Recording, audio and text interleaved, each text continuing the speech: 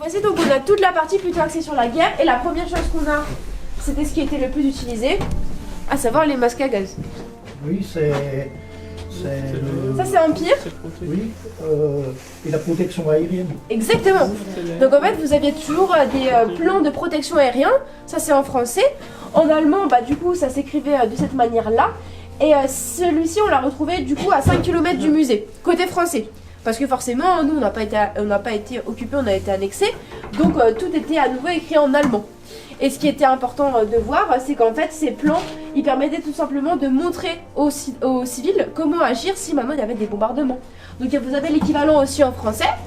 Et là, la particularité, c'est que si vous regardez bien les affiches, eh bien, vous avez différents types de positions, à savoir l'ancêtre de la position de latéral de sécurité et également le massage cardiaque.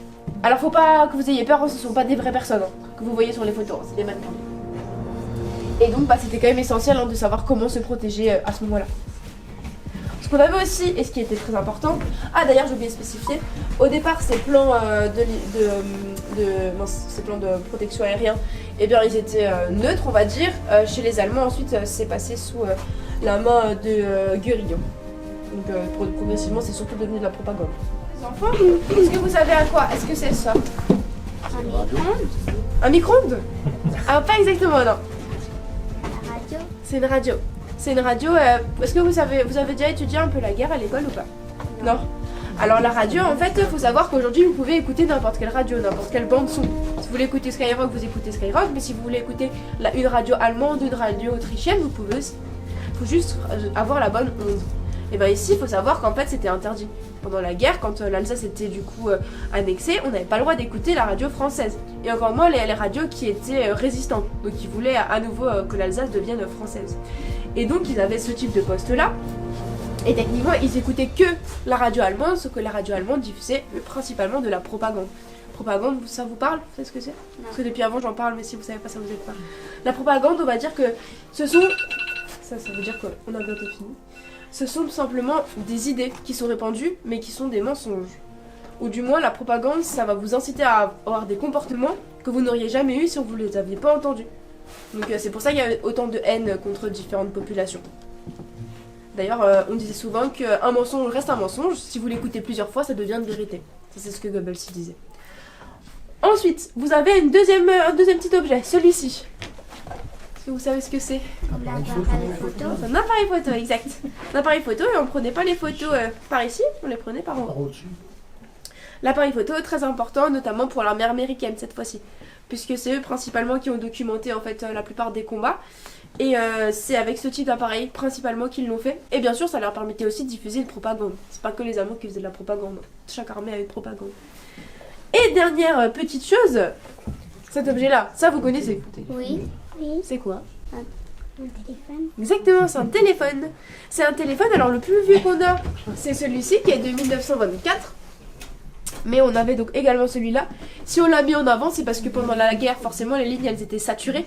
Donc généralement, les civils, donc vous et moi, eh bien, on allait communiquer soit par la poste, soit par télégramme. Et avant encore, on avait d'anciens téléphones comme celui que vous avez en bas.